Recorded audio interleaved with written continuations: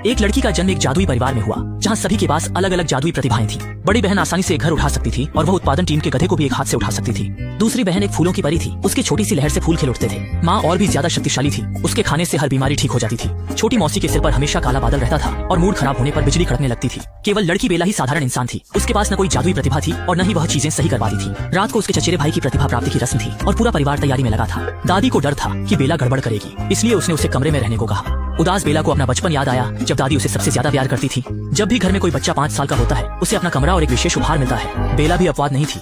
पूरे गांव के लोग देखने आए थे, लेकिन जब बेला ने दरवाजे को छुआ तो सभी चौंक गए। जादुई दरवाजा धीरे धीरे गायब होने लगा, जिससे पता चला कि बेला साधारण थी और उसके पास कोई प्रतिभा नहीं थी।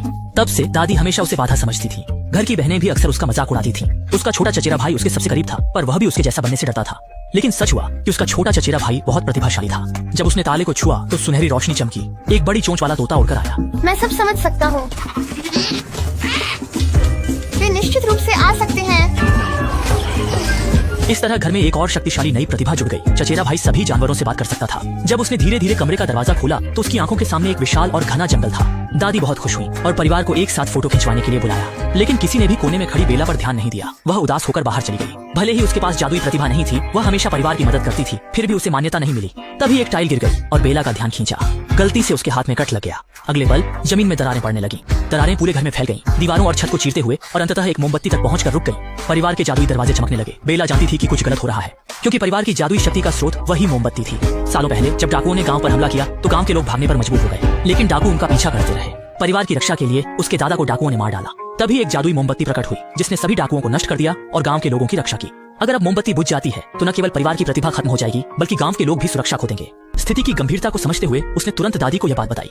लेकिन जब सभी लोग हॉल में पहुंचे तो सब कुछ सामान्य हो गया। सभी ने सोचा कि बेला बिना आधार के बातें बना रही है और भीड़ में अपनी उपस्थिति दर्ज कराने की कोशिश कर रही है। किसी ने बेला की बात पर विश्वास नहीं किया, लेकिन वह परिवार की सुरक्षा को लेकर चिंतित थी। इसलिए वह आधी रात को छत पर गई, ये सुनिश्चित करने के लिए कि मोमबत्ती सुरक्षित है। अनजाने में उसने दादी की चिंता सुनी। असल में दादी ने पहले ही महसूस कर लिया था कि मोमबत्ती कमजोर है। इन सालों में वह नाना को बहुत याद करती थी। अगर वह होते तो जरूर मोमबत्ती और परिवार को बचाने का तरीका निकालते। दादी की मुश्किलें जानकर बेला ने संकट को दूर करने में मदद करने का फैसला किया। इसलिए अगले दिन उसने कार्रवाई शुरू कर दी। सबसे पहले उसने अपनी चचेरी बहन से संपर्क किया, जो गांव की हर छोटी बड़ी बात जानती थी। चाहे एक सुई भी गिर जाए वह सुन लेती थी। पूछताछ के बाद कुछ असामान्य था। बड़ी बहन की आंखें रात भर फड़कती रहीं। जो पहले 8 गधों को बिना हाफे उठा सकती थी, अब 6 गधों को उठाना भी भारी लग रहा था और दबाव बढ़ता जा रहा था। सौभाग्य से बेला एक मगल थी। बड़ी बहन ने सोचा और फिर शांति से कहा, अगर जादू के गायब होने का रहस्य जानना है तो शायद लापता मामा को ढूंढना मददगार हो सकता है, क्योंकि उसके पास भविष्य देखने की शक्ति थी। इसलिए बेला बिना कुछ कहे सीधे मामा के कमरे में पहुंच गई। ये स्थान वर्षों से बंद है और परिवार के लिए वर्जित विषय है। सच्चाई का पता लगाओ, चमत्कार को बचाओ। हैरानी हुई कि मामा का कमरा वास्तव में रेत की घाटी था। कहाँ था? सिर उठाकर देखा, वाह! बेला अनगिनत सीढ़ियां चढ़कर एक बड़े हॉल के सामने आ गई। अभी उसने ठीक से देखा भी नहीं था कि पीछे का दरवाजा अचानक से बंद हो गया। अगले ही पल अंधेरे कमरे में हरी रोशनी चमकने लगी। ये मामा द्वारा छोड़ी गई आखिरी भविष्यवाणी थी। बेला ने टुकड़ा उठाया, उसमें उसे अपना प्रतिबिंब दिखा। तभी अचानक गुफा ढहने लगी। बेला ने जल्दी से सभी टुकड़े उठाए, दरवाजा खोला और बाहर भाग गई।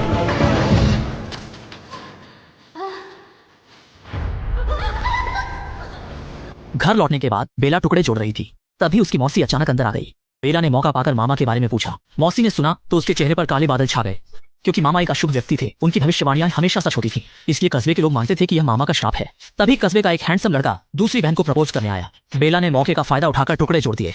तस्वीर में खुद को देखकर क्या मैंने ही परिवार की जादू को नष्ट किया? बेला सोच ही रही थी कि तभी उसके पिता दरवाजा खोलकर आ गए। भविष्यवाणी देखकर पिता स्तब्ध रह गए। अपनी बेटी की रक्षा के लिए उन्होंने सभी टुकड़े ले लिए और भविष्यवाणी छुपाने की कोशिश की। लेकिन कौन जानता था जादू गायब नहीं होगा, घर नहीं गिरेगा, लूसा की प्रतिभा कम नहीं होगी, कोई नहीं जान पाएगा। सब सामान्य दिखाने का नाटक करो, किसी को पता नहीं चलने दो। मुझे पता है। खाना तैयार है। खाने के समय बेला ने कजिन को इशारा किया कि वह कुछ गलत ना कहे, लेकिन उसकी कजिन का नाम ही गॉसिप क्वीन था। इतनी बड़ी खबर वह कैसे छुपा सकती थी? उसने तुरंत अपने कजिन को बता दिया। इस तरह खबर फैलते ही मौसी के सिर पर चिंता के बादल छा गए, जिससे उसकी दादी का ध्यान आकर्षित हुआ। बेला के पिता ने स्थिति संभालने की कोशिश की। बेला ने ध्यान भटकाने के लिए उस हैंडसम लड़के को जल्दी प्रपोज करने को कहा। तभी जमीन फिर से फट गई। बेला ने जल्दी से कूदकर उसे रोक दिया। उसने देखा कि टुकड़े उसके कजिन के जानवर ने चुरा लिए थे।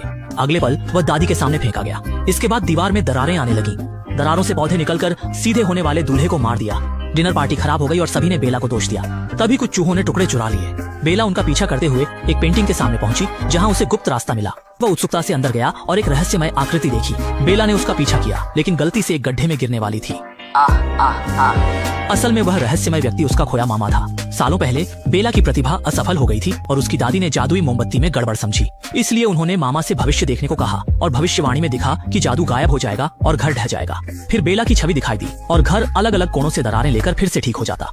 भविष्यवाणी छुपाने का मामा ने अपनी भतीजी की रक्षा के लिए फैसला किया। इसलिए वह घर की दरारों में छिपकर दीवारों की मरम्मत करते रहे और चूहों के साथ रहते रहे। अपने परिवार के गहरे प्रेम के अलावा रेस्तरां की दीवारों पर दिखने वाली दरारें ही उनकी प्रेरणा है।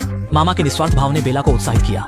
उसने मामा से फिर भविष्यवाणी करने की विनती की ताकि पता चल सके कि क्या उसी ने जादू को गायब किया। मामा ने कहा कि जगह छोटी है इसलिए वे ठीक से काम नहीं कर सकते। बात खत्म होते ही मेरे कमरे का इस्तेमाल करो। चूहों ने मुझे अभी सब कुछ बता दिया, वह मत खाओ। कजिन के कमरे पहुंचकर मामा ने भविष्यवाणी शुरू की। मामा ने बेला के हाथ पकड़े और जादुई चक्र ने उन्हें घेर लिया। भविष्य की तस्वीरें फिर से दिखाई दी, लेकिन इस बार कुछ अलग था। बेला और एक कलाकार गले मिल रहे थे और बुझने वाली मोमबत्ती और चमकदार हो गई। लेकिन वह सोच भी नहीं सकता था कि यह व्यक्ति उसकी दूसरी बहन थी जिसने उसकी शादी बर्बाद कर दी थी। दोनों को समझ नहीं आया कि गले क्यों लगाना है, लेकिन उन्होंने सोचा कि कोशिश करनी चाहिए।